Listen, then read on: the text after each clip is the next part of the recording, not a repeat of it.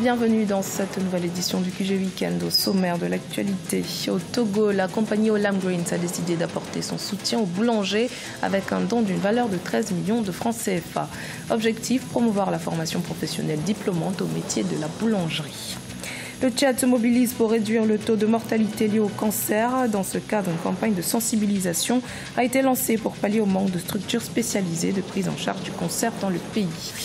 Et puis au Cameroun, l'association Freedom Service préconise un renforcement des textes juridiques dans le domaine foncier, une gestion qui reste insuffisante selon l'association, comme nous allons le voir dans la suite de ce journal. Mais tout d'abord, jour de vote ce dimanche 7 octobre au Cameroun. Plus de 6,5 millions d'électeurs sont attendus aux urnes afin de choisir leur prochain président. Les bureaux de vote ouvrent à 8 h, heure locale, et se refermeront à 18 h. Les résultats de l'élection présidentielle devraient être annoncés dans 2 semaines. 9 candidats sont en lice. Candidat à sa propre succession, le président sortant Paul Biya brigue un 7e mandat à la tête du Cameroun. Au Togo, la compagnie Olam Greens souhaite promouvoir la formation professionnelle diplômante au métier de la boulangerie. C'est dans ce sens qu'elle a fait des dons d'une valeur de 13 millions de francs CFA aux boulangers du Togo. Les détails dans ce reportage, notre correspondante Emefa Kofi. D'une valeur d'environ 13 millions de francs CFA, ces matériels didactiques représentent le don de la compagnie Olam Greens à l'endroit des boulangers du Togo. Objectif, promouvoir la formation professionnelle diplômante au métier de la boulangerie. Des distinctions honorifiques ont été également attribuées aux meilleurs boulangers du Togo. C'est le fruit de nos souffrances, de nos nuits sans dormir. C'est ça qui aujourd'hui se révèle au monde, et donc ma surprise est grande.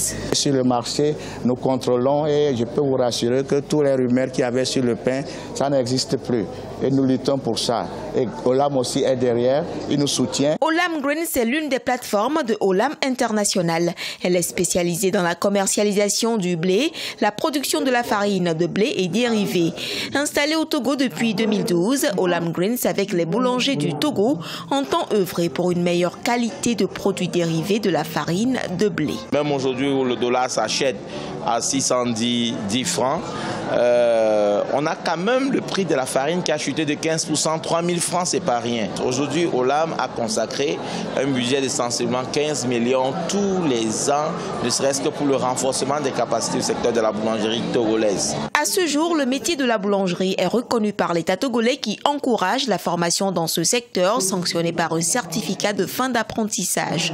Au Togo, il existe une 50aine de boulangeries, mais seulement une 15aine sont reconnues par l'État togolais. Au Tchad, les autorités en charge de la santé publique et les organisations de lutte contre le cancer se mobilisent pour réduire le taux de mortalité lié au cancer dans le pays. Une campagne d'1 mois de sensibilisation pour le dépistage volontaire pour la prévention de cette maladie est lancée pour pallier au manque de structures spécialisées de prise en charge du cancer. Reportage de notre correspondant Mohamed Ramadan. Au Tchad, les autorités et les organisations non gouvernementales ont lancé une vaste campagne de lutte contre le cancer. Des centres de dépistage, d'information et de sensibilisation pour la prévention de cette maladie ont été installés à travers le pays. Objectif, réduire le taux de létalité de cancer qui est de 66,37% au Tchad. Nous allons mettre l'accent sur une mobilisation nationale afin de pointer de façon très particulière l'action de chacun par rapport à cette lutte.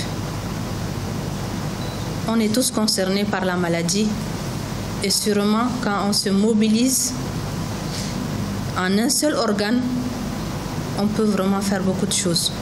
Avec près de 3650 cas sur 6050 cas détectés, les femmes sont la frange de la population la plus touchée par le cancer au Tchad. Des dispositifs sont mis sur pied pour la détection précoce du cancer du sein et du col de l'utérus. Ensemble, nous allons vraiment passer des messages identiques, malgré que les orientations sont différentes, mais elles sont complémentaires.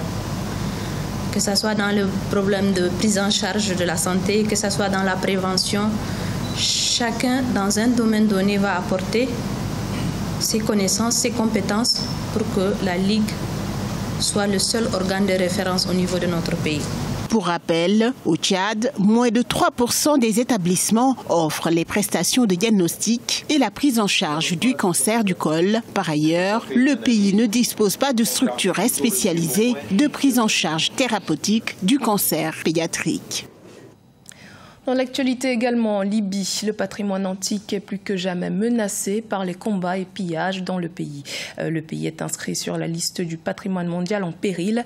L'UNESCO a déclaré en péril la cité antique de Sabrata et 4 autres cités libyennes en juillet 2016. Ces sites portent les marques des affrontements entre milices, une situation sécuritaire qui constitue un réel danger pour le patrimoine archéologique du pays. Au Cameroun, l'association Freedom Service lutte pour l'amélioration du cadre juridique du foncier. Une gestion qui suscite de nombreux débats dans le pays. En effet, environ 65% des procédures juridiques seraient liées à la question foncière au Cameroun. Siamlo Victoria Seji. À l'instar d'autres pays africains, la question du foncier est fortement débattue au Cameroun. Le régime de la propriété, la problématique de l'accès à la terre, la sécurité foncière et la protection des couches spécifiques de la société représentent autant de difficultés qui confrontent population et autorités camerounaises. 65% des procédures dans des juridictions sont relatives à la question foncière. Vous comprenez qu'avec la multitude des textes que nous avons environ 120 instruments juridiques qui interviennent dans la question foncière. Ceci est suffisamment vaste et dans ces instruments, il y a aussi quelques limites et quelques dispositions suffisamment dépassées. Pour plusieurs activistes, le développement socio-économique du Cameroun est intimement lié à la résolution des problèmes sociaux qui découlent des opérations d'éviction, de démolition et de déguerpissement.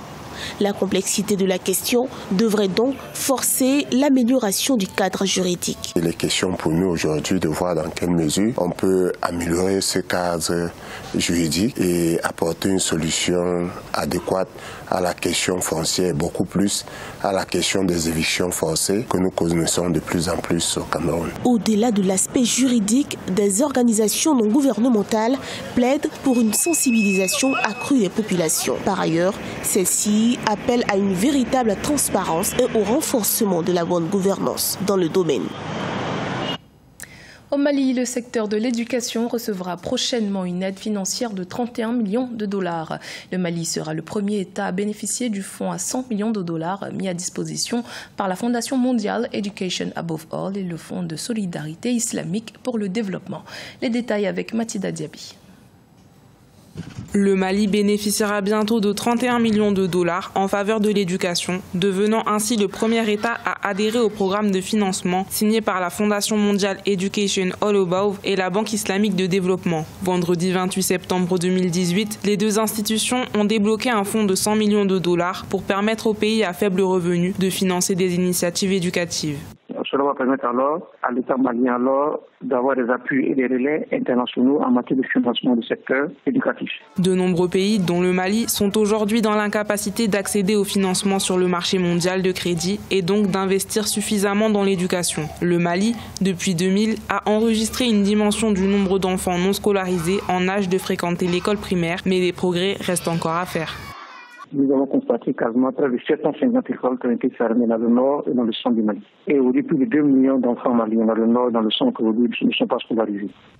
Donc ce financement de la Banque islamique de développement est un financement qui vient pour booster notamment le fonds d'investissement qui est consacré notamment à la réforme du secteur éducatif malien. Financer le secteur de l'éducation traduit une volonté de contribuer à sortir les populations de la précarité. Selon les experts, chaque dollar investi dans l'enseignement primaire génère environ 10 dollars de retombées économiques. C'était le journal de la rédaction. Merci de votre fidélité. Dans un instant, une nouvelle édition de l'actualité sur Africa 24.